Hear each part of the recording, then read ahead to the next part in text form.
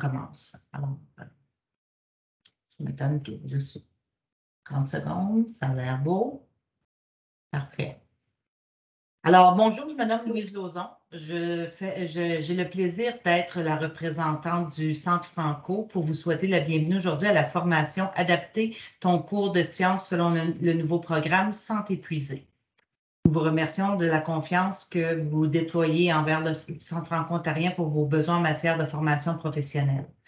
Le Centre Franco remercie le ministère de l'Éducation de l'Ontario pour le financement qui rend ces formations possibles. Nous vous prions de bien vouloir remplir le formulaire de présence que je vais mettre dans le clavardage dans quelques minutes. Tantôt, on m'a dit qu'il y avait un délai dans le fonctionnement, donc vous pourrez réessayer dans quelques minutes si jamais ça ne fonctionne pas. Alors, je remercie Mme Karine Lorrain d'avoir accepté d'offrir cette formation, mais avant de lui céder la parole, je vous rappelle que la formation est enregistrée et que les enregistrements seront disponibles sur le site du Centre Franco sous peu. Si vous avez accès à la boîte de clavardage, vous pourrez poser vos questions. Par contre, veuillez éteindre vos caméras et vos micros, étant donné le grand nombre de personnes qui sont inscrites à la formation. Si vous n'avez pas accès à la boîte de clavardage, c'est sans doute parce que votre conseil scolaire a bloqué la possibilité de discuter avec des gens à l'extérieur de votre conseil. Malheureusement, nous ne pouvons pas vous aider à ce niveau-là. Alors, Mme Karine Lorrain, à vous la parole. Bonne formation à tous. Bonjour, Mme Lorrain, assurez-vous d'avoir votre micro ouvert. Il est allumé. Parfait, ça fonctionne. J'ai quelques personnes qui m'écrivent qui ont de la difficulté à rentrer et reçoivent des codes d'erreur. Ça va. Alors, on va essayer de vérifier avec les techniciens à ce niveau-là, mais allez de l'avant, là, je m'occupe de la technique. Excellent. Alors, bonjour tout le monde. Comme Louise a mentionné, moi, c'est Karine Lorrain, puis je vais présenter et discuter avec vous par rapport au nouveau programme cadre de sciences et essayer de voir comment on peut faire tout ça sans s'épuiser. Donc, avant de commencer, j'aimerais un peu apprendre à vous connaître. Puis là, je ne peux même pas vous voir. Donc, je vais demander quelques petits détails par rapport à vous dans le clavardage. Alors, si je pourrais avoir peut-être juste conseils, nombre de matières que vous enseignez, puis si vous enseignez actuellement les sciences ou pas. Alors, moi, ça serait quelque chose comme CPO, aucune matière et non, j'enseigne pas les sciences. Alors, si vous pouvez faire ça dans le clavardage, juste pour voir.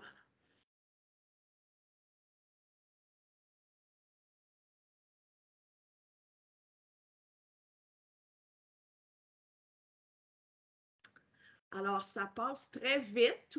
Cependant, on voit qu'il y en a qui ont beaucoup, beaucoup de matière. Et je veux dire, la plupart des gens qui sont ici semblent enseigner des sciences, mais ce n'est pas tout le monde. Toutefois, on sait qu'à l'intermédiaire, on peut toujours se faire avoir et recevoir des sciences, même si on n'en veut pas, ou on peut demander les sciences et pas les avoir. Donc, toutes les matières, ouch, ça c'est un gros mandat. J'ai vu des gens aussi en 9e année. Donc, sans plus tarder, je vais aller à la prochaine petite activité. Puis tout ça, encore une fois, c'est juste pour apprendre un peu à vous connaître. Ma façon un petit peu de faire un profil de qui est assis en avant de moi sans même avoir l'occasion de vous voir ou vous parler pour tout de suite. Donc, ma prochaine petite question. Oh, toutes les matières encore. Prochaine petite question, c'est tout simplement un Mentimeter. Je vais le mettre le lien dans le clavardage à l'instant. Et ici, tout simplement, est-ce que vous avez choisi d'enseigner les sciences? En 4e année. OK. Alors, oui, je m'y plais. Non, mais je me suis habituée. Alors, il y a plusieurs options. autres, je m'en attendais, il fallait que je laisse la place à ceux qui n'ont pas de sciences, ceux qui sont, j'ai vu des CP passer.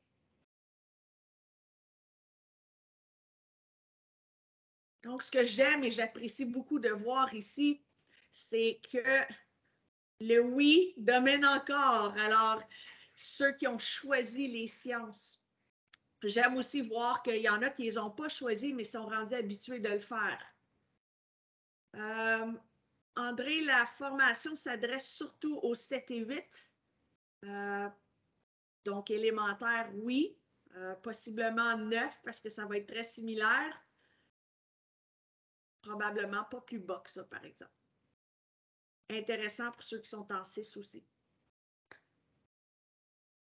J'attends encore une minute ou deux pour les derniers qui vont.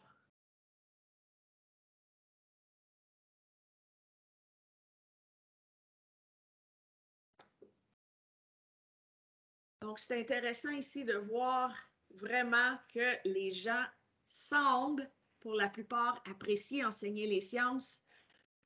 Pour ma part, ça fait quelques années que quand j'enseignais plus de maths que de sciences, mais j'ai pas mal toujours, dans les 25 dernières années, enseigné les sciences à l'intermédiaire, même si j'ai fait des tours pour ma part jusqu'en 13e année et même jusqu'en maternelle page. Donc, j'ai fait un peu le tour de tout, mais principalement sciences à l'intermédiaire. D'où le fait où je voulais présenter aujourd'hui principalement à l'intermédiaire. Donc, on va y revenir tantôt s'il y a d'autres mondes qui vont ajouter des choses. Mais pour le moment, je reviens à la présentation. La prochaine petite étape, c'est tout simplement pour mettre la table aussi, puis pour vous permettre de poser des questions tout au long de la présentation. Vous pouvez poser des questions, mais c'est plus facile quand on les place à un autre endroit que dans le clavardage parce que là, ça défile très, très rapidement et je ne le vois pas toujours. Donc, dans le clavardage, pour le moment, je vais vous mettre accès à un Padlet. Et au courant de la journée, on pourra retourner dans le Padlet de notre atelier. On pourra regarder qu'est-ce qui s'ajoute comme question. Et si je suis capable, en cours de route, je vais essayer de répondre à toutes les questions. Donc, je vous laisse accès à ceci. Je vois déjà que des gens sont en train de rentrer dedans. Si vous avez déjà des questions, vous pouvez les mettre, mais je ne m'attends pas nécessairement à ce qu'il y ait des questions à ce moment-ci. Mais gênez-vous pas si vous n'avez. Moi, je vois justement le Padlet aussi en tout temps. Même si vous ne le voyez plus à l'instant, moi, je continue de le voir. Vous devriez être capable de tout y accéder à l'instant. Je ne vous vois pas toutes, là. Je vois qu'il y a plusieurs personnes qui sont rentrées. Donc, sans plus tarder, je vais rentrer un peu plus dans les détails. Alors, moi, j'aimerais ça aujourd'hui, là, à ce que tout le monde ici puisse comprendre l'intention du nouveau programme CORD et tous les changements qui ont été apportés. J'aimerais ça aussi qu'on ait vu et que vous soyez à l'aise à faire des petits pas pour avoir plus d'estime dans vos cours et plus d'inclusion. Je ne m'attends pas à ce que demain matin, tous vos cours vont être transformés et complètement changés. C'est peut-être pas ça le but, parce que là, ça ne serait pas sans s'épuiser.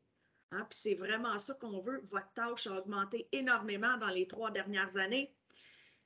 Donc, l'épuisement est là. Vos tâches sont excessivement exigeantes. Et en plus, là-dedans, on vous rentre des nouveaux programmes cadres de mathématiques et maintenant de sciences. Comment faire des pas vers l'avant sans s'épuiser? C'est un peu ça que je recherche aujourd'hui. Donc, sans plus tarder, je passe à la prochaine suite. Donc, la première partie, je l'ai séparée en deux, l'atelier. Comme ça, si jamais on a besoin d'une pause 5 minutes dans le milieu pour aller boire ou aller à la salle de bain, bien, on aura 5 minutes dans le milieu. Pourquoi changer ce que j'ai toujours fait? Hein, parce qu'il y en a qui ça fait 20 ans qui donnent le même cours. Pourquoi le changer? comment le nouveau programme cadre, c'est différent de ce qu'on avait avant. Quel devrait être mon questionnement au cours de tout ça? Par où commencer? Qu'est-ce que je fais? Donc, ça, c'est le premier bout. Donc, pourquoi changer ce que j'ai toujours fait? Bien, premièrement, on a des grands mandats. Premièrement, je voudrais peut-être éliminer certaines barrières qui existent du modèle traditionnel, que ce soit pour les apprenants de la lecture, les nouveaux arrivants, ceux qui ont des difficultés d'apprentissage, ceux qui sont moins motivés. Il y en a de toutes les sortes et vous les connaissez. Je ne pense pas que j'ai besoin de toutes vous les donner encore.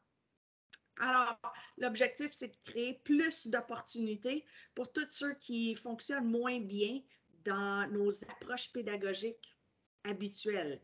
Donc, on veut rendre ça un peu plus inclusif et un peu plus équitable. Tout ça, sans s'épuiser. Donc, c'est aussi rendre les sciences super intéressantes. C'est pas dire que vous n'êtes pas intéressant, mais intéressantes pour l'ensemble des élèves. Oui, tous eux autres. Ça peut être compliqué. Fait qu'on voudrait en faire en sorte que nos élèves aiment tellement les sciences qu'en 11 et 12 décident tous de s'inscrire en sciences. Malheureusement, ce n'est pas toujours le cas comme c'est là. Mais on voudrait ça. On voudrait ça parce que, soyons honnêtes, certains des emplois en sciences plus tard, ça va nécessiter des gens qui n'ont pas fait une maîtrise, un doctorat ou même un bac en sciences. Il va aller mettre des tags sur les oreilles de, je ne sais pas moi, des tortues en quelque part parce qu'on est en train de les perdre, les tortues, puis on ne voudrait pas les perdre. Qui va aller, si on regarde très proche et quelque chose qui se passe présentement, la bactérie myriophylle, c'est une algue verte qu'il y a dans nos lacs et nos rivières présentement, puis qui est devenu un plus gros problème avec tout ce qui est paddleboard, où est-ce qu'on change de lac et de rivière à toutes les fois, puis on transporte la bactérie. Alors, il y a déjà eu une évolution dans ces bactéries-là. Il y en a de plus en plus et elle est de plus en plus différente et envahissante. Donc, qui va aller dans les lacs chercher des échantillons, tout ça? Ça nous prend nos petits grouillants. Ça nous prend même ceux qui n'aimaient pas les sciences parce qu'il y a de la place pour tout le monde en sciences. C'est un peu ça qu'on veut faire en rendant nos cours intéressants et inclusifs. Donc, il faut y aller aussi d'une façon un peu utile. Fait que j'y vais avec nos jeunes d'aujourd'hui, que moi j'appelle souvent la génération Netflix. Puis pour ceux qui me connaissent, et pour toutes les autres, j'ai 4 filles. Au primaire et fin de l'élémentaire, début du secondaire. Donc, génération Netflix, Disney, Crave et tout ce que vous voulez qui suit avec ça. TikTok, je dirais flic à droite, flic à gauche avec le téléphone. C'est pas mal ça qui sont nos élèves aujourd'hui. Puis dans les recherches, ça dit qu'environ 15 secondes, leur cerveau est programmé à décider s'ils vont aimer quelque chose ou pas. Bienvenue à ces élèves-là dans nos salles de classe, mais moi, en tout cas, je n'étais pas un clown en avant. Moi, si je prenais les premières 15 secondes, et je te dirais même les premiers 5-10 minutes, à essayer de faire l'assiduité, je pense que j'avais déjà perdu quelques élèves là. Puis si je serais en classe aujourd'hui, je pense qu'il faudrait que je revoie ma façon de faire parce que je les aurais toutes perdues. Donc, peut-être aussi revoir et penser à des petites choses qu'on peut faire pour les accrocher dès l'entrée en salle de classe. Tout ça, j'aimerais ça que ça se fasse aujourd'hui, alors que vous ayez le goût d'essayer certaines de ces choses-là. Puis pour aider avec tout ça, je vous fais jouer un petit vidéo. J'espère que le son va fonctionner, mais sinon, je vais vous le mettre dans le clavardage. Alors, je le pars et je vais vous mettre ça en grand écran.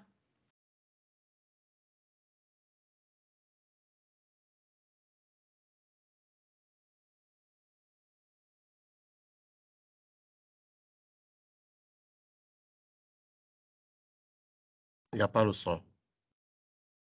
Il n'y a pas de son? Non, moi, je n'ai pas de son. Moi non plus. Non, le son, il apparaît pas du tout, là, on l'entend pas. OK, alors.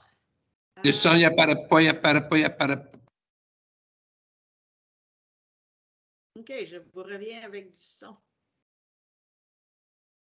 Et puisque je ne pourrai pas vous donner le son, je vous partage le lien du petit vidéo dans le clavardage et j'attendrai 2 minutes pour écouter la vidéo. Je vais quand même le faire jouer à l'écran pour savoir où est-ce qu'on est rendu à peu près. Et je vous laisse la chance de l'écouter.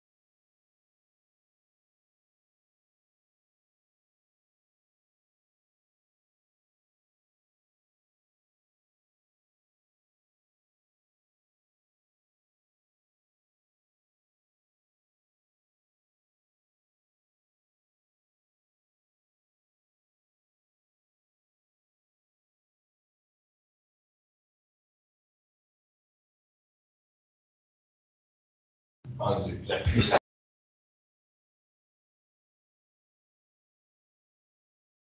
Donc, c'est un peu ça. Je veux voir vos impressions. C'est M. Cube Rubik. Je pense que vous avez tous déjà vu un cube Rubik. Puis c'est un peu ça qu'on voudrait faire pour nos élèves.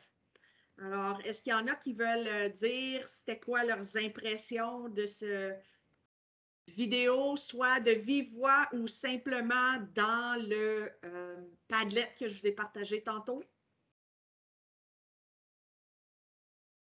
Je vois beaucoup de commentaires dans le clavardage, mais s'il y a quelqu'un qui veut prendre la parole ou écrire des questions, allez-y.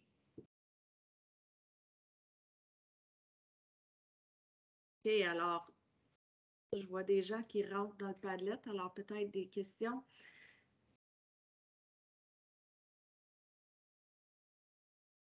OK, alors sans plus tarder, je vais continuer. Oups, pardon, Karine, je peux te poser une petite question? Oui, vas-y. Fait comme il y en a plusieurs d'entre nous qui n'enseignent pas juste nécessairement science, donc avec les expériences, tout ça, on ne peut pas nécessairement le faire. Est-ce qu'il y a un autre moyen de les engager justement pour penser puis pas leur donner les réponses? C'est sûr que ce n'est pas toujours idéal, puis il faut avoir probablement enseigné les cours d'avance, mais répondre les élèves par des questions plutôt que donner la réponse pour amener les élèves justement à penser. Donc, leur permettre une question pour se rapprocher de où est-ce qu'on veut qu'ils aillent, mais sans toutefois leur donner la réponse. Ce serait ma meilleure idée quand on n'est pas en sciences. Merci.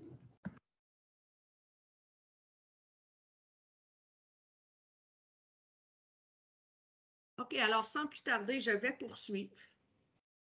Ce qu'on a vu aussi dans la vidéo, c'était de poursuivre et de faire bouger les élèves. Puis je pense que je l'écris en gros, ça, dans la tuile qu'on regarde.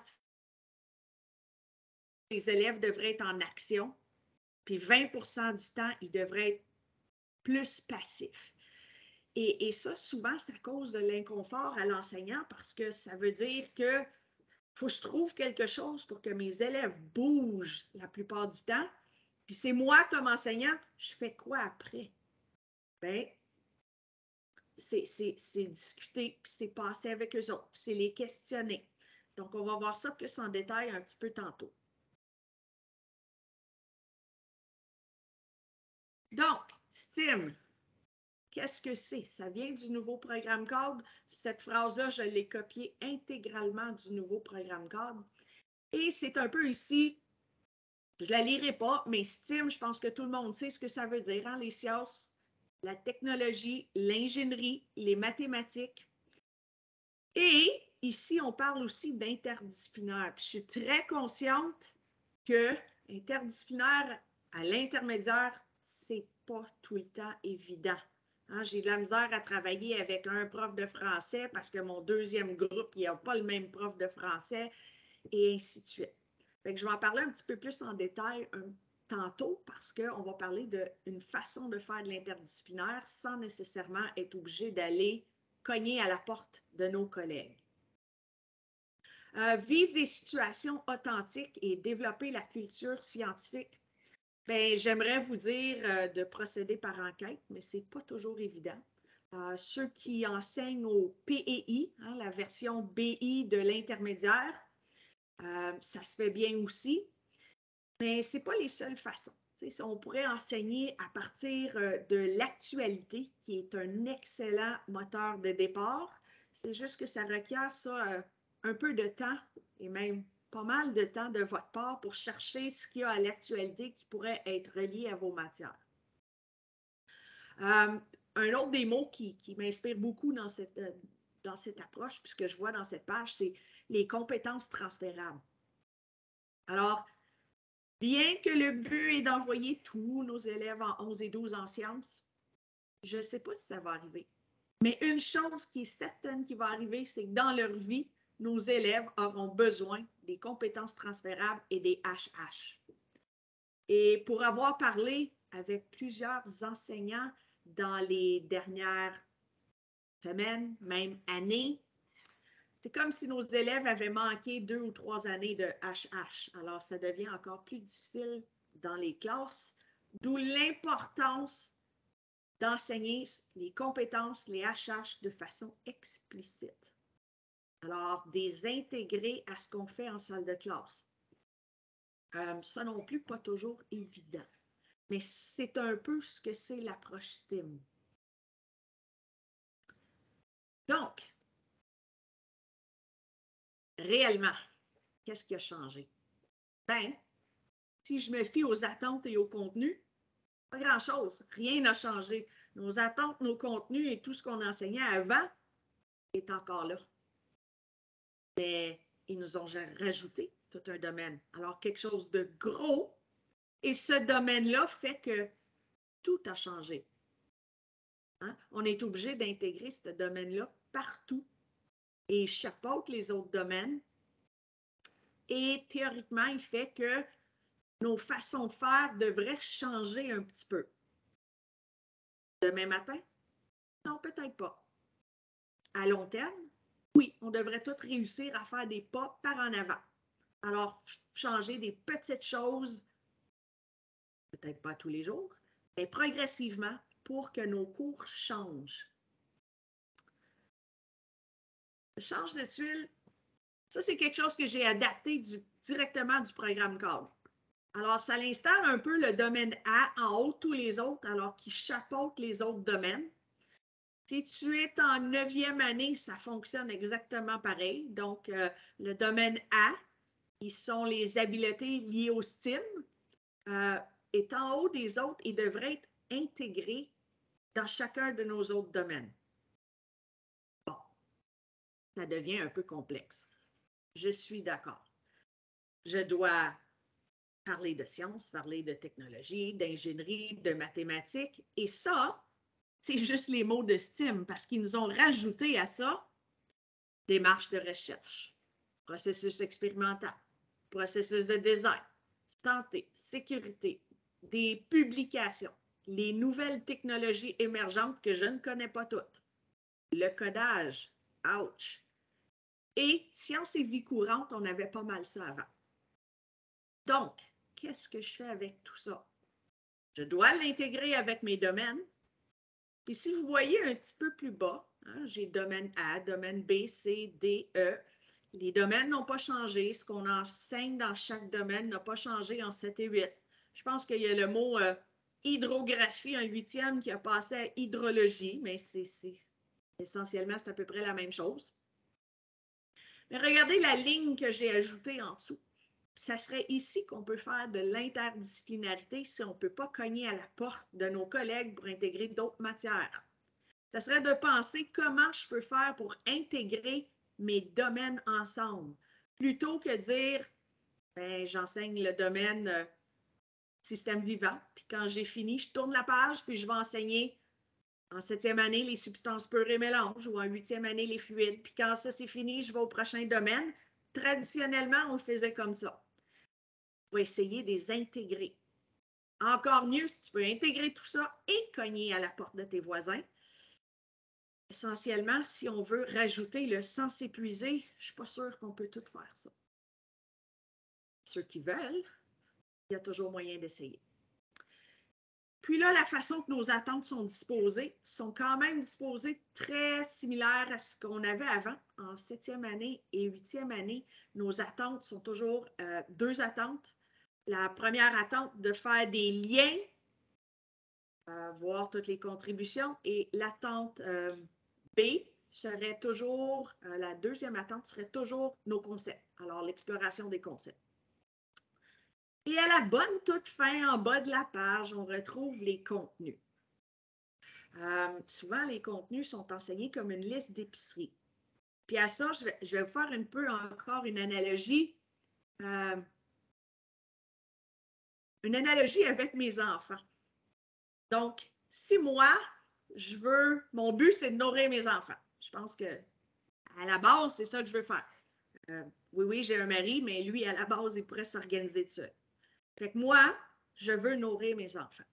Fait que je pars avec ma petite liste d'épicerie. Bon, ben, mes priorités, hein? Le lait, le beurre, le sucre, et ainsi de suite. Ça, les essentiels, ben, ça me prendrait des légumes, et dans cette famille ici, probablement du bœuf haché puis du poulet. Et bien, finalement, 4 enfants, j'ai du flafla. Je peux-tu avoir des petites nouilles en boucle, maman? Je peux-tu avoir des alphagetti en forme de princesse? Je peux-tu avoir de la pudding avec les petites crèmes dedans? Je peux-tu avoir des croissants Pillsbury? Et la liste ne finit jamais. Je suis certaine qu'il y en a ici qui vivent un peu la même chose. Fait que vous comprenez où je m'en vais? Je m'en vais à l'épicerie puis j'ai quand même un budget assez serré. Ben, je ramasse ce que je peux. Je fais ce que je peux. Puis c'est correct. Mon but ultime, c'est de nourrir mes enfants, puis je vais réussir à les nourrir. Donc, je ramasse mes priorités, mes essentiels. Et là, je suis déjà proche de mon 100 $. Fait que, ben, il y a un super spécial sur les petits croissants, fait que j'en ramasse. Et je ramasse 2 cannes de petites princesses. C'est tout ce que j'ai pu faire. J'ai pas tout ce qu'il y a la liste, puis c'est correct. Je vais quand même atteindre mon but de nourrir mes enfants avec ça. C'est un peu le même principe avec vos contenus. Mon but, c'est l'attente. Je ne serai jamais capable de rentrer tous les contenus, surtout pas avec le nouveau domaine qui vient de nous rentrer. Fait que je vais regarder mes contenus, puis je vais trouver mon essentiel. Un indispensable, il y en a tout le temps. On en a besoin en 7, ils en ont besoin en 8, ils vont en avoir besoin en 9. Mes essentiels, puis les j'espère faire, mais peut-être que je ne pourrai pas. Alors, c'est un peu comme ça qu'il faut procéder. J'aimerais ça vous dire que tous les contenus vont rentrer, mais ce n'est plus la réalité, puis ce n'est pas absolument nécessaire. Bon, comment je vais faire ça? Je vois des questions par rapport à est-ce qu'il y a des documents déjà tout prêts avec comment intégrer la matière? Non, il n'y en a pas de prêt. Il y a un peu le nouveau document qui a été préparé par STAO. Puis dans notre conseil, il y en a un qui va sortir en 7e année prochainement. Mais autre que ça, il n'y en a pas des choses déjà tout prêtes. J'imagine que ça va venir à un peu plus long terme, mais tout de suite, il n'y en a pas. Dans le document de STAO, s'en viennent bientôt, par exemple, avec leur nouvelle planification, des activités déjà faites et des activités de codage reliées aux sciences déjà faites. Ça va s'en venir. Donc, il y a une interdépendance entre les domaines. C'est pas évident, puis non, on n'a pas encore des tonnes de choses de prêtes. Alors, peut-être qu'il y a d'autres conseils qui passent du temps en ce moment pour ce qui est des autres conseils, même si je discute avec les conseillers pédagogiques des autres conseils à tous les 2 semaines, je ne sais pas encore si ça se travaille. Nous, ça s'en vient.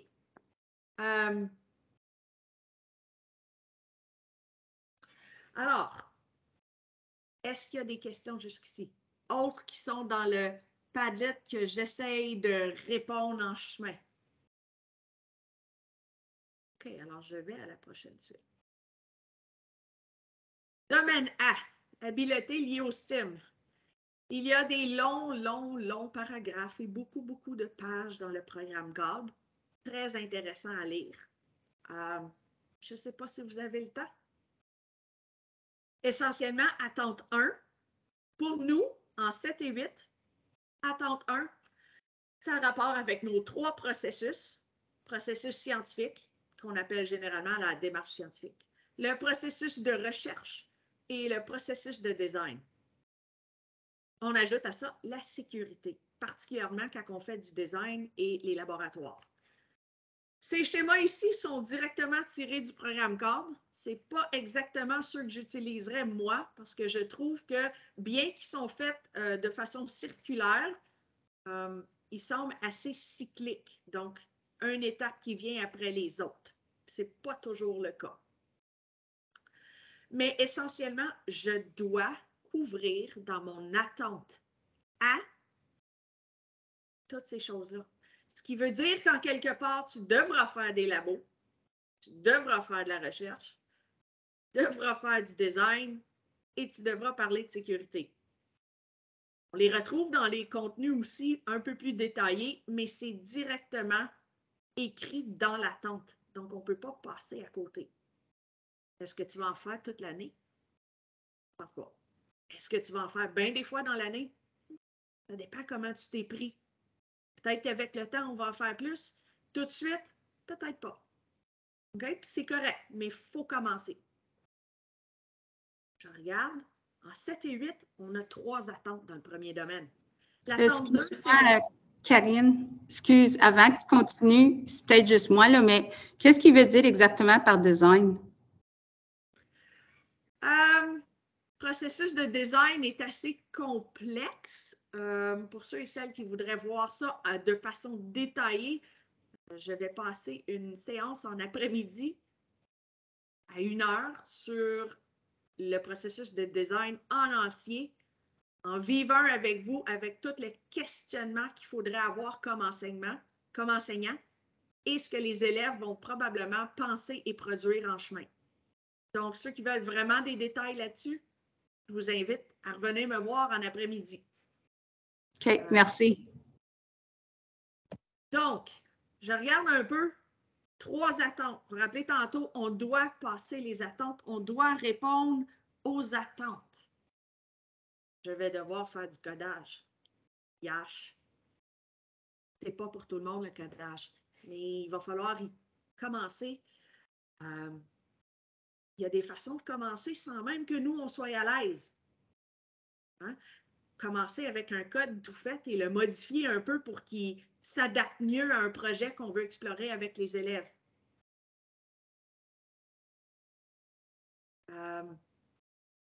Vers la fin de l'activité, j'ajouterai le lien pour la présentation de cet après-midi si on peut. Je ne vais pas demander à Lise comment on fait. Merci Louise. Donc, je dois faire du codage. Je ne suis pas à l'aise en codage. Il y a des programmes, et il y en a beaucoup, que ce soit dans Scratch, que ce soit dans MakeCode, il y a des programmes déjà tout faits qui sont reliés avec les sciences et avec lesquels on peut même relier aux objectifs de développement durable, qu'on peut utiliser pour lire avec les élèves, pour les modifier en disant ben, qu'est-ce qui arrive si je voudrais que mon produit ici donne plus d'eau à mes plantes. Qu'est-ce que je vais faire avec ça? Qu'est-ce que je vais changer dans mon code? Ou bien, si je veux dire, ah ben là, je ne voudrais pas juste l'arroser sans qu'elle ait besoin d'eau. Je voudrais attendre. Je voudrais attendre qu'elle ait besoin d'eau. Comment je peux changer mon programme? Alors, je peux commencer sans leur faire coder en entier, juste des petites modifications. Puis déjà là, ça va être utiliser le codage en sciences. Ce n'est pas aussi exigeant qu'en mathématiques. Puis ceux qui veulent marier les mathématiques, le codage, 7e et 8e année, et les sciences, ça se fait aussi, mais ça deviendra un peu plus exigeant. La partie où est-ce qui est plus facile, puis ça fait partie des attentes aussi, c'est analyser l'impact du codage, que ce soit dans les technologies émergentes, que ce soit dans la vie quotidienne, que ce soit en STEM. Hein, on pourrait parler des nouvelles emplois dans lesquels on a besoin de ça. On pourrait parler de tout ce qui est drone. Il n'y en avait pas avant, puis il y en a maintenant. On pourrait parler des bornes autopayantes hein, qui n'existaient pas avant, puis maintenant, c'est rendu fréquent, même chez Walmart, même, je ne sais pas, à la pharmacie. Sont même sortis les frigos, hein, les réfrigérateurs qui nous textent pour dire qu'il manque quelque chose. Il y a de la programmation là-dedans. Et il y en a beaucoup, en fait. On peut parler de jeux vidéo avec les élèves. Très à l'aise de parler de jeux vidéo, mais il y a beaucoup, beaucoup, beaucoup de programmation derrière ça. Puis, ce qui fait souvent peur, c'est que nos élèves sont souvent plus avancés là-dedans que nous. Et c'est le cas ici aussi. J'ai ma fille qui est maintenant en 7e année, semble avoir une plus grande affinité que moi pour faire du codage. Puis c'est correct. Quand je suis pris, je lui demande. Donc, c'est un peu d'adopter cette attitude versus le codage pour ceux qui ne sont pas à l'aise. En quelque part, il va falloir en faire. Puis notre dernière attente, avant on la retrouvait assez souvent aussi, hein, on parlait de rapprochement. Donc ici, l'application de toutes les STEM dans les nouvelles professions, les métiers, les liens avec la vie courante et les contributions. Alors, c'est ici qu'on peut parler de diverses communautés, diverses perspectives. J'espère que ça rentre partout dans vos discours quand vous allez en parler, mais ça rentre dans l'attente numéro 3 du domaine A aussi. Donc, est-ce qu'on a des questions avant que je passe à la prochaine page? C'est pesant, là. Je sais que je vous en demande beaucoup déjà. Je sais qu'il y en a qui sont probablement épuisés sans même avoir commencé à le faire, à dire, ben voyons, je ne suis pas capable de faire tout ça. Et on va y aller par petits pas tantôt. Donc, sans plus tarder, si je n'ai pas d'autres questions, je vais passer à la prochaine ici qui va être une activité pour vous autres. Donc, quel devrait être mon questionnement afin d'apporter des modifications ou adaptations les plus efficaces dans votre salle de classe?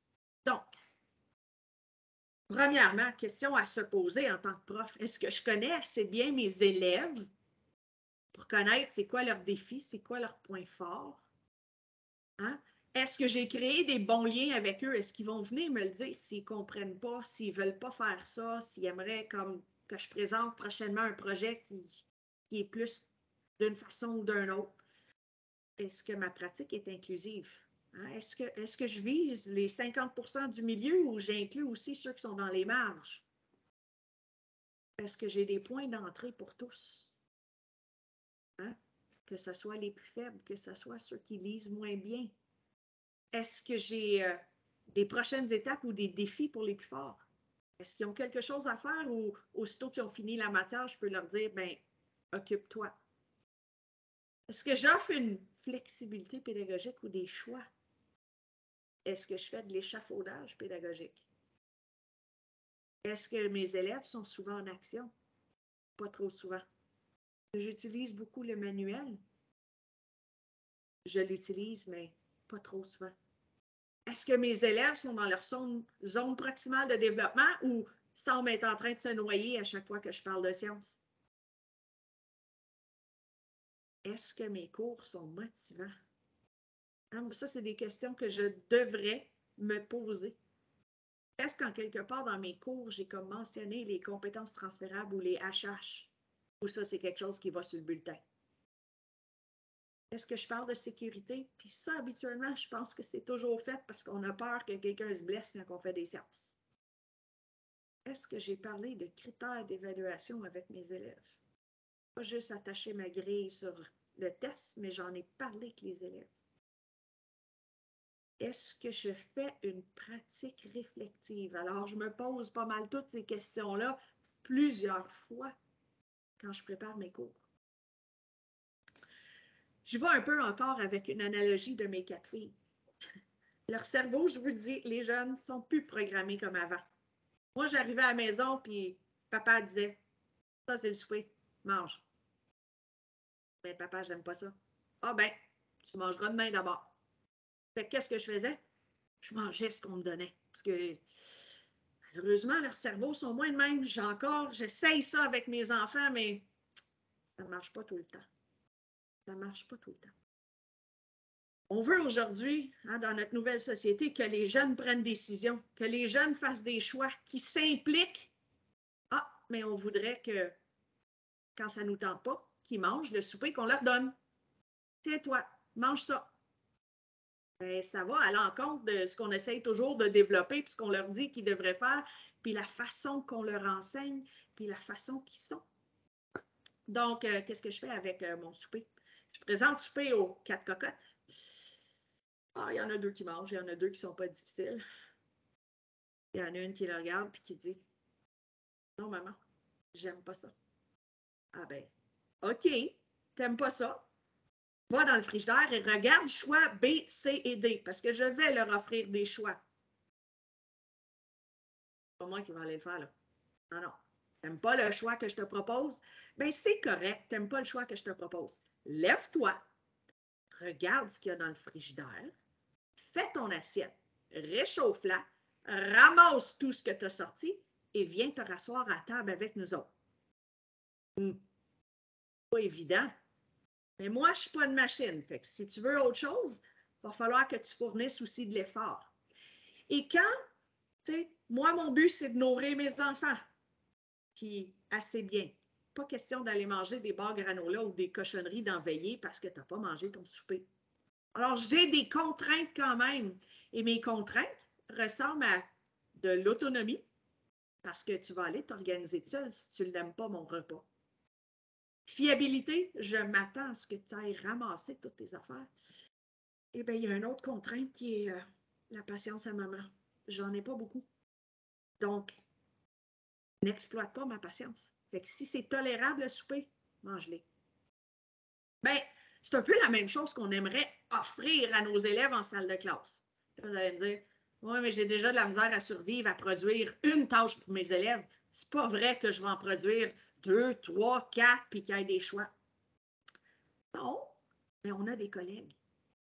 On a des collègues, puis on est capable de partager entre nous pour avoir des choix B, C, D. Et on doit avoir des contraintes aussi. Hein? Certains sont des HH. Si jamais cet élève-là, il ne veut pas le faire le même travail, là, parce que je vois qu'il est zéro motivé à faire mon travail, bien, il peut en faire un autre. Mais il va falloir qu'il soit autonome et fiable. S'il perd son temps, ça ne marche pas, tu refais la même chose que tout le monde. Il faut que les critères soient clairs d'avance. Hein? Les critères de ce que j'enseigne de façon générale, il faut que ça soit clair pour que l'élève soit en train de développer les mêmes critères, juste pas de la même façon que les autres. Ça, c'est à long terme. Là. Je ne prétends pas que vous allez préparer 8 options à chaque fois. Et peut-être en avoir une deuxième. Et même pas à chaque tâche, parce qu'on ne sera pas capable de le faire. Mais leur donner des choix. OK. Est-ce qu'on a des questions? Fait que là, c'est un peu où est-ce que je m'en vais avec tout ça. Et là, je vous donne une activité. Puis pendant que vous allez faire l'activité, je vais lire un peu plus le Padlet pour aller voir qu'est-ce que vous avez écrit. Parce que là, je regarde sur une de mes écrans qui est en bas là et le Padlet commence à être plein. Donc, activité. Quels sont les termes ou les mots qui résument ce à quoi je devrais penser quand je planifie? Alors, je parle d'une planification à long terme, mais je parle aussi de ma planification ish, hein? Planification de la semaine et planification quotidienne ou de la période. Toutes les façons de procéder sont bonnes. Je ne vous dis pas tu dois faire une planification de la semaine. Ce n'est pas ce que je dis, mais quand tu planifies, tu dois avoir quelques idées dans ta tête. Donc, sans plus tarder, je vais vous replacer le lien pour le lien qui semble être disparu. Le lien pour mon Mentimeter du début. Alors, je vais le recopier et je vais vous le redonner dans le chat. Donc, cette fois-ci, je cherche, j'espère que c'est la bonne question, je cherche quels sont les termes ou mots qui résument ce à quoi je devrais penser.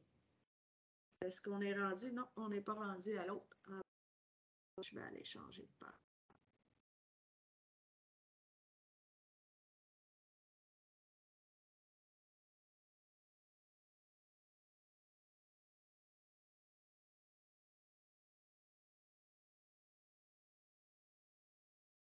Est-ce que vous voyez la bonne page?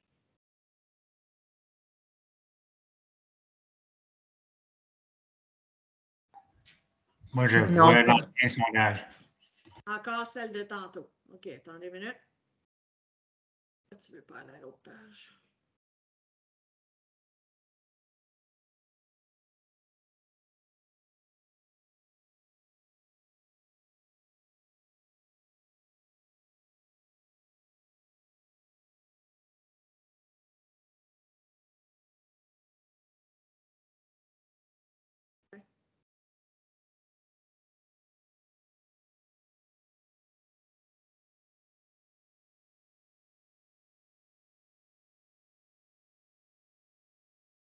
Voilà.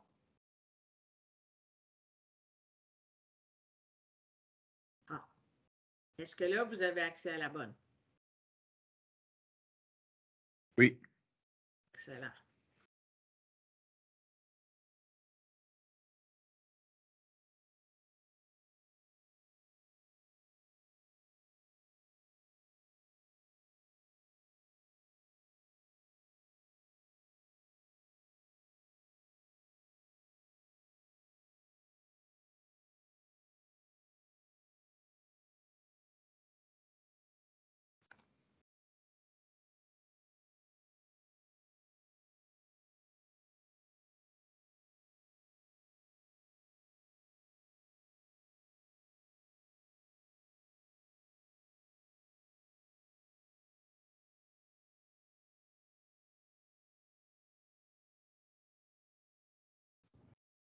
Donc, Karine, est-ce qu'on écrit comme des questions qu'on se poserait ou juste des mots?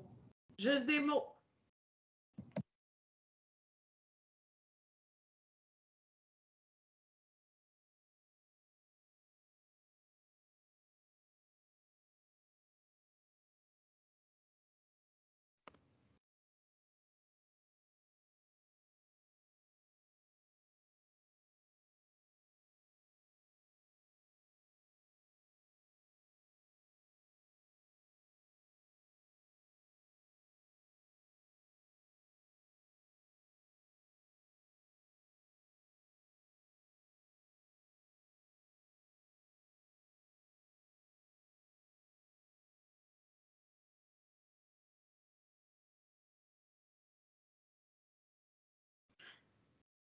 J'aime nourrir ma famille.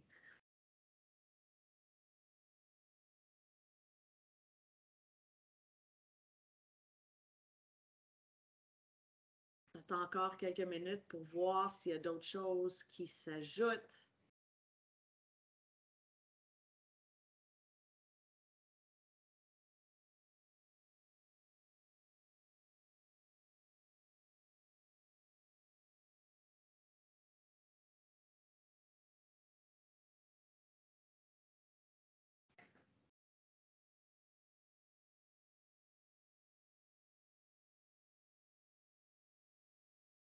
Alors, je vois attente, engagement, stime, questionnement, différenciation.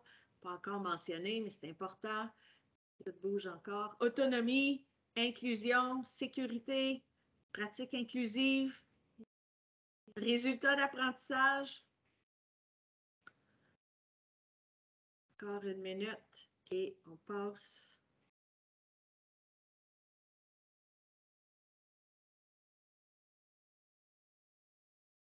Ça, il semble y avoir beaucoup de monde qui participe parce que ça n'arrête pas de changer de place. Ça complique la lecture, mais très satisfaisant.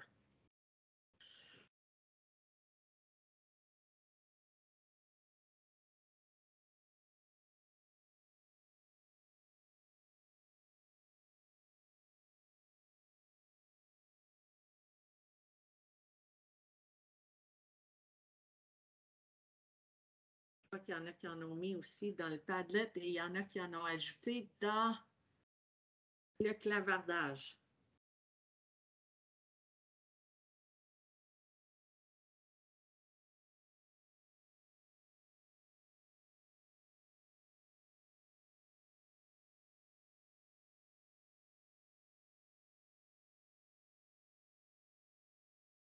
Alors, je vais retourner à la présentation.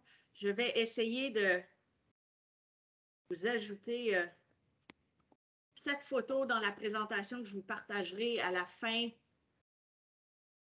de la présentation. Et je vais sortir de là pour l'instant et retourner.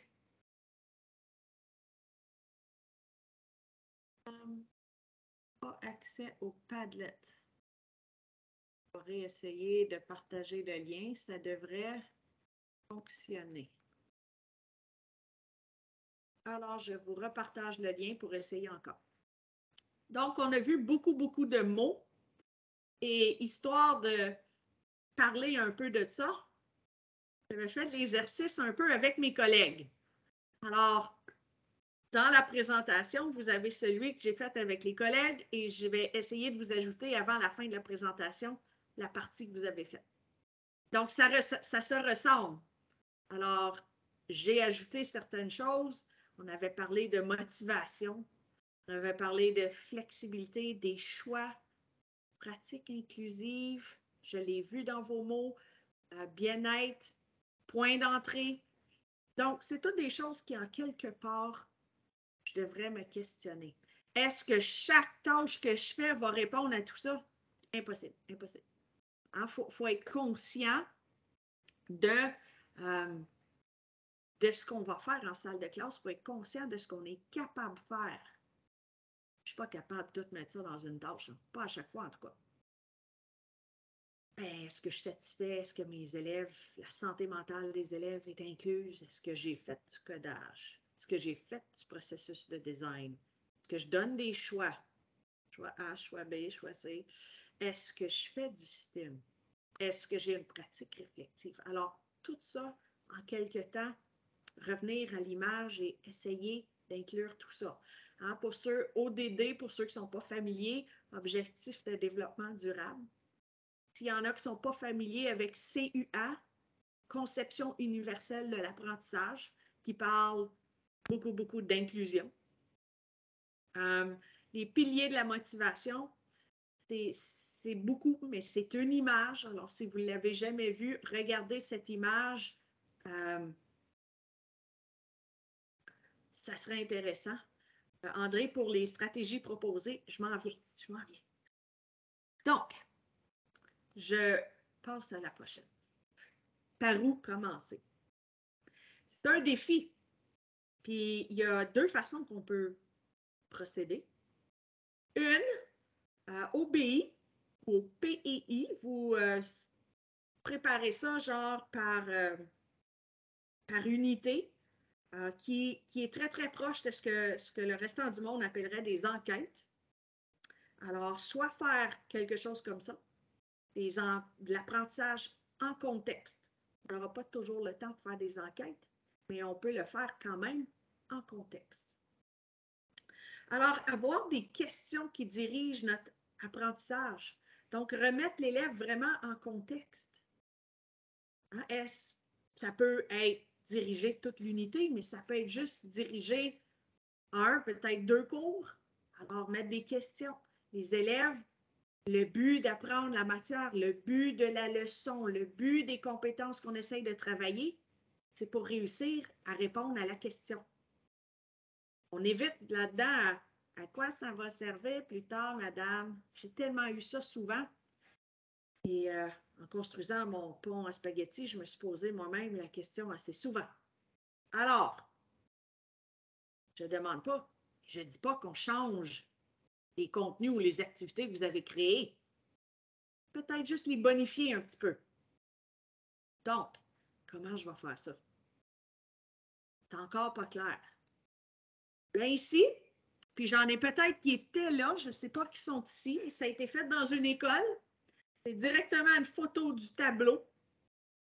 Et c'était essayer de préparer une enquête. Alors, c'est pas beau au début, hein? C'est vraiment juste un remue-ménage, puis c'est ça la photo que j'ai prise. Il y a peut-être des fautes d'orthographe, il y a peut-être des choses qui ne font pas de sens, mais au début, c'est à ça que ça a l'air. Donc, ici, l'idée de l'enseignant, c'était parler d'espace et d'une planète. Ben là, en 7e année, j'ai pas d'espace et j'ai pas de planète. C'est pas grave. Ça, c'était l'idée générale puis la question générale à poser pour pouvoir rentrer plein de choses et de mélanger les domaines. Alors, c'était question ici de parler d'écosystèmes. Alors, quelle population ou quels écosystèmes il y avait sur la planète où on voudrait emmener sur cette planète? On n'était pas rendu là. Température et chaleur. Mais qu'est-ce qu'il y a déjà? C'est quoi la température sur cette planète? Si ce n'est pas la bonne température, comment on va s'organiser pour avoir la bonne température pour nos écosystèmes? Alors, on parlait ici de chaleur massique, on parlait de chaleur, la différence, hein, ça dit température versus chaleur. Design, ici, on avait dit possiblement de faire une serre ou un thermos et rentrer le codage. Alors, on les voit apparaître un petit peu comment et où l'idée dans l'enquête on voudrait faire. C'est vraiment pas un produit fini, mais on continue avec c'est quoi les sources de chaleur? On veut parler d'énergie renouvelable. On veut faire des liens avec les ODD ici. C'est comment la chaleur se transmet. Alors, le rayonnement, la conduction, la convection, je ne sais pas trop comment l'apporter, mais ici, de rentrer un autre domaine. Et finalement, il était question de rentrer un autre des domaines, hein, puis de parler de structure. Quelle structure pourrait survivre sur cette planète? J'ai aucune idée, je ne sais pas c'est quoi le climat, je ne sais même pas s'il y a du vent, mais on était pour en parler en quelque part là-dedans, parler de la stabilité structurale, faire des laboratoires sur les forces internes et externes, ajouter peut-être du design ici. Alors, il n'y a rien qui dit comment on procède, comment de rendre ça interdisciplinaire. On prend une idée, simplement une idée, et on ajoute des éléments là-dedans. N'oubliez pas, quand vous partez avec des idées comme ça, c'est le fun de regrouper plusieurs enseignants. C'est le fun même d'avoir des gens de l'externe, de d'autres écoles, et de commencer juste à penser. C'est pas chose faite encore. L'enquête n'est pas faite, n'est pas planifiée. Mais on a des idées.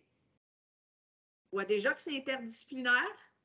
Et on commence ensuite de ça à élaborer la grande question et à élaborer peut-être des sous-questions et d'inclure des activités là-dedans qu'on a déjà faites. Si on regarde ici, je suis certaine qu'il y en a plusieurs ici qui ont déjà fait toutes sortes d'activités sur les des ponts en spaghetti ou des tours en paille peut-être ou en des grues en petit bois. Il y a quelque chose à faire et inclure ici dans la structure. Donc, qu'est-ce que je fais avec ça? Je suis capable de les rentrer là, mes activités. Je suis capable de rentrer des activités aussi, des labos que j'ai déjà faites sur des forces internes ou externes. Chaleur. Je n'inventerai pas les laboratoires, là. J'en ai déjà fait dans le passé, puis je vais en faire ici, toujours pour nous aider à répondre à la question qu'on aura mis dans l'enquête par rapport à l'espace et notre planète. La serre ou le thermos que je veux construire, même chose. Et là, je rentrerai peut-être codage, peut-être juste pour déterminer la température dans ma serre et mon thermos, si je ne veux pas compliquer les choses. Codage me permettrait de faire ça. Et ceux qui veulent vraiment, on avait rajouté en maths 7e année, on pourrait ajouter les graphiques et variables dépendantes et indépendantes. On pourrait faire des liens avec les maths. En vert aussi, on voit aussi Géo 7e apparaître. Je ne suis aucunement une spécialiste de Géo 7e. Je ne pourrais même pas vous dire ou faire des liens avec ça. Mais il y avait quelqu'un avec nous qui enseignait la géographie puis qui était très à l'aise à dire que ça ressemblait à Géo 7. Donc, seulement construire comme ça des idées. On ne l'a jamais mis sur papier, on n'a jamais construit le restant, elle est restée comme ça pour le moment. Peut-être qu'un jour, on va la concrétiser. Peut-être que vous-même, à cette heure que vous avez l'image et des idées, vous allez essayer de la concrétiser. Je ne sais pas. Alors, j'essaie de voir. Il y a quelqu'un qui écrit qu'avec une image comme ça l'aide à comprendre un peu plus comment intégrer les matières. C'est un peu ça, c'est juste un peu votre créativité. Ça n'a pas besoin d'être l'espace et les planètes. Moi, je suis allée avec l'eau sur la planète Terre. Ça ressemblait plus à ça en 7e année, celle que j'ai écrite qui ressemblait plus à ça, et que mes collègues ont regardé avec moi. Donc, s'il n'y a pas de questions autres que celles qu'il y a dans le... je vois quelqu'un qui a déjà des projets intégrés avec de la géo, des maths et des sciences. C'est fantastique.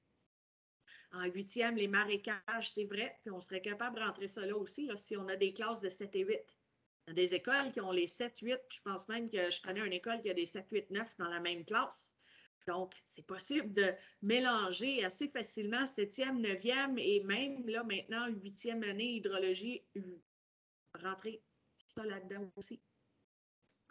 Donc, sans plus tarder, puisque je vois le temps passer, je passe à la prochaine.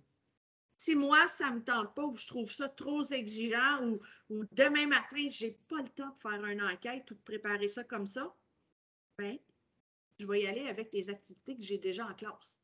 Je vais essayer de les rendre un peu plus STEAM et un peu plus inclusives, sans passer par la planification par enquête ou sans passer par de trop grosses choses.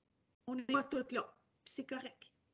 Donc, on veut prendre nos activités et on veut les rendre un peu plus STEAM, un peu plus inclusives. Première question à me poser, quelle est l'intention pédagogique de mon activité? Passer le temps n'est pas une intention pédagogique. Alors, quand je veux préparer une activité et vraiment inclure tout ça, je vais penser à mon intention. Je vais aussi regarder dans mes activités celles qui ont les contenus essentiels. Hein, vous vous rappelez tantôt ma liste d'épicerie? Elle rentre en jeu encore ici. C'est quoi les contenus essentiels pour répondre aux attentes et quel contenu important que je pourrais mettre dans cette activité-là? Je prends mon activité, est-ce que je pourrais y rajouter un petit quelque chose pour rentrer le domaine A qu'on n'avait pas avant? Est-ce que je peux rentrer un petit quelque chose? Bien, une des façons de rentrer le STEAM un peu dans n'importe quelle de nos activités, c'est de reprendre nos activités et les mettre en contexte. Je vais le faire avec vous dans dans une minute. Est-ce que je peux niveler mes tâches de science? Hein? En faire une plus facile, faire la même tâche pour ceux qui sont plus comme ça, puis faire la même tâche pour ceux qui sont vraiment plus forts dans ma salle de classe? Et oui, ça se fait aussi en sciences. On va le regarder dans une minute ou deux. Et offrir des choix, c'est encore une possibilité. Choix A, B, C et D dans la nourriture. Donc, je continue. Je vais parler ici un peu plus un contexte. L'attente des deux, donc tout ce qui est structure ici, tout ce qui est les concepts de structure. En 7e année, je vous ai rentré des contenus. Ils ne sont pas tous là, les contenus, c'est certain. Ça doit faire une douzaine d'années que je n'ai pas enseigné ce cours-là, donc c'était plus dur, mais je voulais le faire avec vous quand même. Une tâche assez commune, puis quelque chose que j'ai fait assez souvent. Des ponts à spaghetti ou des tours. Alors, des tours, que ce soit en cure-dent, que ce soit en bâton de café ou en paille, sur lequel je vais rajouter un manuel pour voir quand est-ce que ça écrase. Un peu le même principe que sur mon pont en spaghetti où est-ce que je vais mettre des manuels ou peut-être des poids et voir quand est-ce que ça va briser. Je suis certaine que la plupart d'entre vous, quand vous faites des projets comme ça, bien, là, tout accompagné d'une feuille de route, peut-être des listes de vérification, des critères de réussite, des grilles. Donc, je suis pas mal sûre que ça, c'est déjà tout fait. Mais comment faire pour le rendre un peu plus STEAM? Et je vous propose quelque chose en dessous pour répondre encore à la même chose. Mais c'est présenter un peu la splendeur de la tour de Pise et tout ce qui vient avec. C'est un attrait touristique, c'est économique, ça promouvoit les visites, c'est un endroit super beau. Je suis déjà allée, voici ma photo. Qui est déjà allé dans la classe? Il y a plein de petites choses qu'on peut faire avec ça. Des photos, regarder une vidéo, rentrer des informations. Et là, ajouter, ben, elle est déjà croche et elle penche de plus en plus à chaque année et pourrait un jour tomber. Et là, je peux rentrer le processus de design au complet. Alors, demander aux élèves de démontrer sur un prototype de tour similaire. Le matériel, à vous de décider, à l'élève de décider si vous voulez. Les améliorations à apporter à la tour de Pise afin de solidifier en position ou même permettre son redressement. Les ingénieurs ont déjà d'ailleurs commencé à faire ça et elle a arrêté de pencher pour le moment. Mais qu'est-ce qu'ils ont fait? Je ne sais pas. Et les élèves peuvent proposer des choses ici. Et ceux que ça leur tente, toujours intéressant d'ajouter aussi que le climat pourrait un jour changer dans ce coin-là et ajouter, je ne sais pas, des tremblements de terre ou du vent pour voir qu'est-ce qui arriverait à leur tour de Pise. Bien entendu, on va parler de tout ce qui est stabilité structurale, on va parler de centre de gravité, on va parler de ligne d'action, on va parler des contenus au travers de cette activité-là. Mais ça va être en contexte. Donc, l'histoire de à quoi ça va servir plus tard, il n'y en aura pas. Dans l'histoire d'engagement, généralement, s'ils pensent qu'ils peuvent aider à la problématique, ils seraient engagés à faire l'expérience. Qui va être capable de faire tenir la tour de Pise debout et qui serait capable de même commencer à proposer des choses pour la redresser. Alors ça, c'est une façon. J'ai juste pris une tâche commune. Ça pourrait être la même chose avec un pont. Une tâche commune en 7e année et j'y ai mis un contexte. Donc ça, vous avez des tonnes et des tonnes de tâches déjà comme ça dans lesquelles vous pouvez ajouter des contextes. Je m'en vais à la prochaine. Ici, je vous change un peu de contexte. C'est une tâche inclusive ici. On essaye de rendre ça inclusif. C'est un laboratoire de dissolution d'un sel, puis préférablement encore en contexte. Pour nous, le contexte, c'était le fait qu'il y a beaucoup de choses qui se dissolvent dans l'eau, étant le solvant universel, et on était pour travailler, voir qu'est-ce qui sont les facteurs qui changent le taux de sel qui se dissout. Premier, c'est un laboratoire très, très traditionnel. J'ai juste écrit Le protocole, je l'ai collé là, je ne l'ai pas changé, je l'ai laissé comme il était. Alors ça, c'est assez traditionnel. Je suis toutes les étapes. Je fais une recette, coudonc. Ben, il y en a que super, super fort, soit en lecture, soit qu'il y a trop d'écriture, soit que c'est long. Oui, Lynn, vous allez avoir accès à tout à la fin. Après ça, je regarde puis je me dis, oh boy, j'ai des élèves là, qui sont capables de suivre toutes ces étapes-là puis qu'ils pourraient faire un peu de pensée critique. Fait que dans la deuxième partie, la deuxième photo, c'est le même labo. C'est jusque-là, j'ai rendu en gros les étapes 2 et 3. J'ai enlevé quelques lignes dans les étapes 2. Alors, les élèves n'auraient pas les étapes. Il faut qu'ils essayent de les déterminer. Mais c'est très, très similaire entre étape 1 et étape 2. Et en étape 3, j'ai juste écrit « Inspire-toi des deux autres étapes » pour l'écrire. Donc, un petit peu de pensée critique, mais pas trop parce qu'ils peuvent se servir du modèle de l'étape 1. Donc, ça sert à un bien. Puis si je regarde, ça c'est partie 3 et partie 4, ben, dans la partie 3, mes élèves très forts, dans la semaine avant, je peux leur présenter, puis eux autres, ils vont se préparer, ils vont essayer de préparer le protocole en entier. Et j'ai des élèves qui l'ont déjà fait en entier. Est-ce que c'est parfait? Non, mais ça fonctionne quand même. Et les élèves sont tellement heureux quand ils ont réussi à concevoir leur propre laboratoire et ils fonctionnent.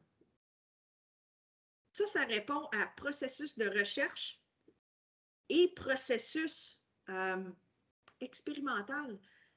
Le processus expérimental, ils ont tout bonnement glissé quelque chose qui passe souvent inaperçu et que l'élève devrait être capable de concevoir son laboratoire.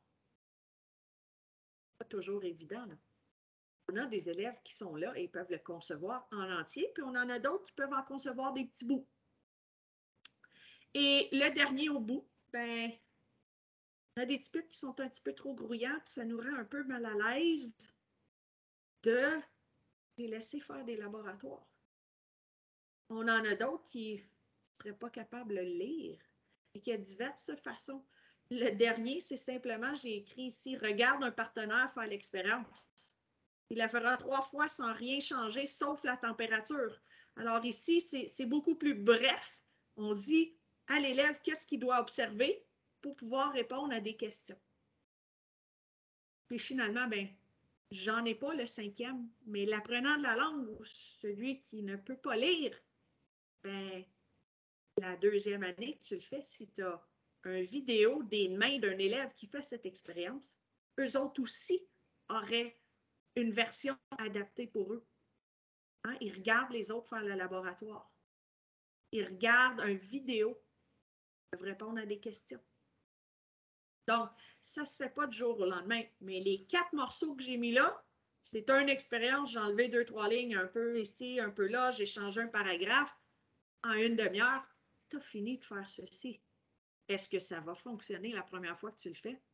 Je ne sais pas. Mais il faut essayer. Pour avoir essayé plein de choses, ça n'a pas toujours fonctionné, mes affaires. Mais la plupart du temps, j'ai pu les améliorer d'une fois à l'autre. Et éventuellement, j'ai aimé mon propre produit. Pas tout le temps. Donc, je passe rapidement. Et là, on fait la deuxième partie, mais qui n'est pas longue. Alors, si vous voulez aller prendre 1 ou 2 minutes pour aller à la salle de bain, allez-y. Je prends 1 minute pour les questions dans le Padlet avant de finir ceci qui va me prendre 35 et 10 minutes avant d'avoir d'autres temps pour les questions. Madame, une question. Je peux poser une question?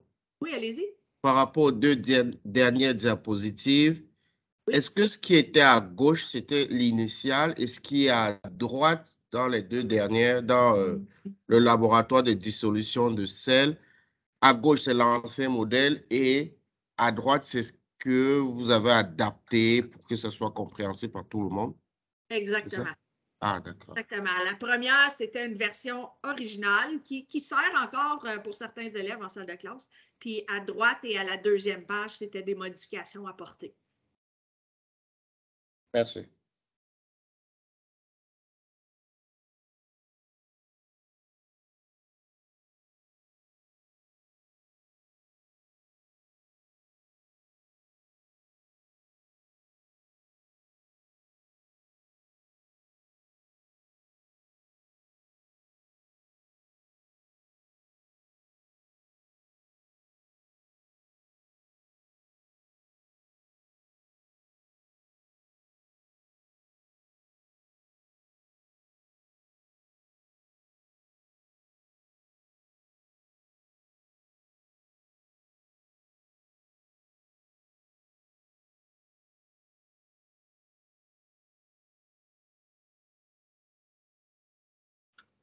En regardant l'heure, je dois procéder. Je regarde 2 questions qui m'ont intriguée. Alors, des centres d'apprentissage, si vous êtes capable de les créer, oui, c'est une bonne idée aussi. Hein, ça en offre des choix pour tout le monde, puis éventuellement, on circule au travers des centres. Et il y en a un autre qui disait est-ce que je peux commencer par le domaine que je veux? Bien entendu, ça, c'est ton choix. Faut juste faire attention. Dans les écoles, des fois, c'est difficile si on commence tout à la même place. On manque d'accès au labo, on manque de matériel. Donc, ça, c'est un peu quelque chose à regarder au travers de votre école et vos conseils. Mais essentiellement, oui. Donc, je poursuis rapidement. Critères de réussite et grille. Plus tôt que tard. Je ne lirai pas tout le texte, mais essentiellement, si tu es capable de donner ça aux élèves au début de ton enseignement, ça va être bénéfique autant pour eux que pour toi. Et comment faire? Bien, quand tu planifies, que ce soit ton domaine, ton enquête, ta section d'enseignement, je ne sais pas comment vous voulez l'appeler, mais c'est bien de faire déjà là toute une grille avec tout ce que les élèves auraient à apprendre dans la section. Puis je vous en montre une rapidement. Je crois, oui, ici. Alors, tout ce que l'élève dans notre, nous autres, c'était, il y avait ici 2 domaines. Alors, on voit des choses de 2 domaines apparaître. Et tout y est. Fait que dans cette séquence d'enseignement-là, tout ça, l'élève devrait être capable de faire tout ça. Est-ce que ça, c'est une évaluation? Non. Fait que quand j'arrive à une évaluation spécifique, bien, j'enlève ce qui n'est pas nécessaire, puis je garde le restant. Et tout ce que l'élève doit savoir dans cette séquence d'enseignement-là, dans cette unité, dans ce domaine, et là, je l'ai préparé quand je me suis préparée, quand j'ai regardé le domaine. Ça en fait beaucoup, là. Je ne donnerai jamais une grille entière comme ça pour une évaluation. Mais je vais regarder ça avec l'élève, espérons, en début de séquence. Tout ce qu'il devrait savoir faire. Moi, je donnais accès à ça aux élèves en début d'unité. Donc, je retourne ici. Donc, c'est un peu l'idée de leur donner une grille de tout ce qu'on va enseigner dans la prochaine séquence et regardez. Je ferai la même chose si je veux travailler avec un journal de design ou un journal scientifique. Étant donné que ce n'est pas toujours le produit final que je voudrais regarder, je veux que les élèves aient accès quand même à quelque chose. Et moi, je voudrais corriger quelque chose autre que le produit final. Fait que, grille, déjà là. Là, ici, la grille que je vous montre a même des exemples de commentaires que le prof pourrait mettre à la fin. Mais la grille partie d'élèves, c'est juste, elle serait juste écrite en noir. J'ai rajouté des commentaires. Donc, si toi, les informations dans le journal sont structurées, présentées de manière logique et séquentielle, ça irait dans une, si vous voulez l'évaluer, ça irait dans la communication. Les contenus scientifiques, dans les connaissances et les compréhensions. Les liens entre les contenus scientifiques et le monde en évolution, il y aurait habileté de la pensée ici. Et des exemples, ça c'est pour vous, des exemples de commentaires que vous pourriez faire. L'élève n'aurait pas cette partie, l'élève aurait juste la partie au centre, en noir et blanc. Tout ça pour que l'élève sache exactement ce qu'il met dans son journal de bord ou son journal scientifique. Comment il le prépare? Où il le prépare, ça relève de vous ou même d'eux si vous voulez leur laisser l'option. C'est-tu quelque chose de tapé? C'est-tu quelque chose dans un cartable? C'est-tu quelque chose dans un cahier de dessin? Je ne sais pas. Beaucoup, beaucoup d'options. Donc, j'ai presque... Il m'en reste un. Évaluation inclusive. Ici, je vous ai donné une évaluation de 8e année cellule. Il va y avoir 12 options, mais il y en avait 13. Puis, oui, accès à tout à la fin. Les élèves pouvaient choisir quel type d'évaluation était pour faire. Un livre d'enfant, un jeu. Il y en a un, c'était celui qu'on ne voit pas dans l'autre page après, c'était une chambre d'évasion au complet. Une analogie cellulaire, une rap ou une chanson. Il y en a, si vous voulez fouiller, il y en a qui sont faites déjà toutes en anglais, si vous voulez leur montrer des exemples, même si moi je les voulais en français. Une bande dessinée. Et j'ai eu des choses incroyables des élèves par rapport à ceci. Et ça laisse place à l'élève qui est un peu moins fort, parce qu'il y a un mot croisé. Les cartes de jeu d'échange, c'était un peu version Pokémon, parce que j'ai des élèves qui étaient très dans ces genres de cartes-là. Un lexique vocabulaire, c'est comme un lexique de définition écrit. Et il y avait des petites définitions pour chaque. Cet exemple-là a été repris et refait et c'est utilisé aussi en anglais. Alors, ils ont rajouté, eux autres, un podcast, ils ont rajouté plein d'affaires. Et tu peux toujours donner le choix à l'élève de, tu connais les critères, si jamais tu as d'autres choses à me préparer ou à me présenter ou à me proposer comme activité, bien vas-y, mais ça doit répondre aux critères. On en a parlé, tu sais c'est quoi ta grille, tu sais ce que je veux. Si tu as d'autres choses à proposer, tu peux y aller. Ça donne des choix. Puis théoriquement, la grille ne change pas. Alors, toi, tu reçois un produit, peu importe quelle sorte de produit tu reçois, tu corriges et tu cherches la même chose. Les élèves ont adoré ce type d'évaluation. Finalement, je suis rendue à la conclusion. Un petit pas à la fois. C'est tout ce qu'on peut demander. Donc, qu'est-ce que pour vous est possible? Et repenser nos façons de faire. Petit pas à la fois. Et je suis rendue aux questions s'il y en a d'autres. S'il n'y en a pas, Louise, c'est toi qui as la parole.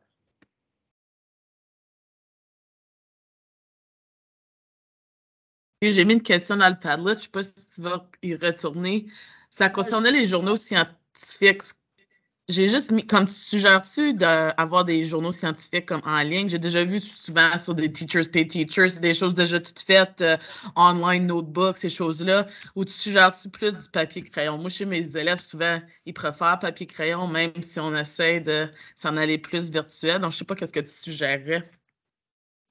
Encore là, si c'était moi, je pense que je leur donnerais la chance de choisir. OK. Et j'en aurais toutes les versions, mais si tu demandes, puis tu dis ça, ma fille, ma plus vieille est en 9e année, puis elle me dirait tout de suite papier-crayon. Elle déteste quand le prof lui envoie un gabarit à remplir à l'ordi. Elle va le faire sur papier avant de le mettre dans le gabarit. Mes élèves aussi. Certaines années, comme l'année passée, on a essayé de faire quelque chose directement dans My Blueprint, pour ceux qui connaissent My Blueprint. Donc, au choix. OK, merci. Louise, est-ce que tu es revenue? All right. Alors, Louise n'est pas là pour le moment. Donc, je vais quand même vous donner encore accès au formulaire de présence pour si vous ne l'avez pas rempli. Je remets la feuille ici. Et il y a un billet de sortie, mais pas lui. Que Louise devrait vous présenter parce que je n'ai pas accès. Louise? OK, on va attendre une minute si elle revient. En attendant, je vais quand même regarder encore. Je vois des idées en environnement. Alors, si vous gardez le lien au Padlet, je vais aussi vous partager où est la présentation. Je change de place. Je vais aller dans le Drive, chercher la présentation des participants et je vais vous la partager tout de suite ici.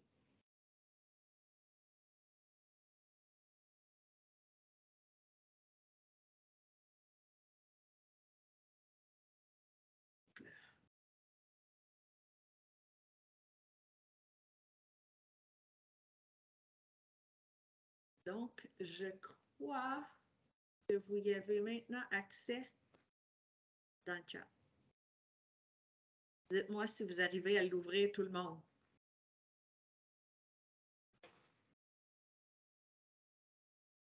Louise, as-tu fait un retour parmi nous?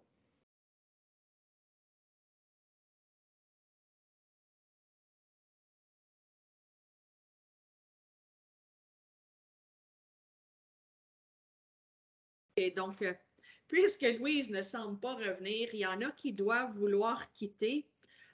C'est correct si vous n'avez pas le billet de sortie, vous allez pouvoir le ramasser au courant de la journée des autres ateliers parce que c'est le même billet de sortie toute la journée.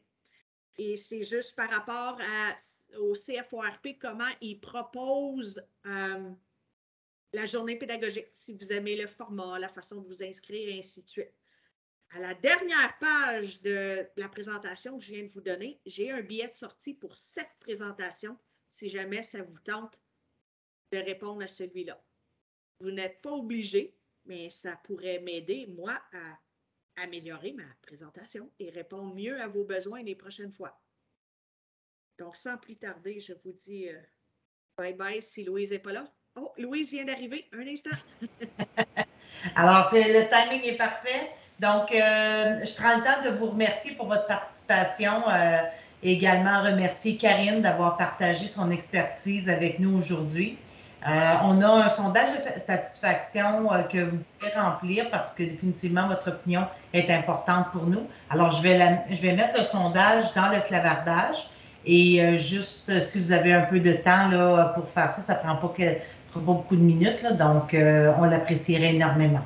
Alors, merci encore à tout le monde. Merci Karine et bonne fin de journée pédagogique à tous. Merci tout le monde. Sabrina, le projet Cellule est directement dans la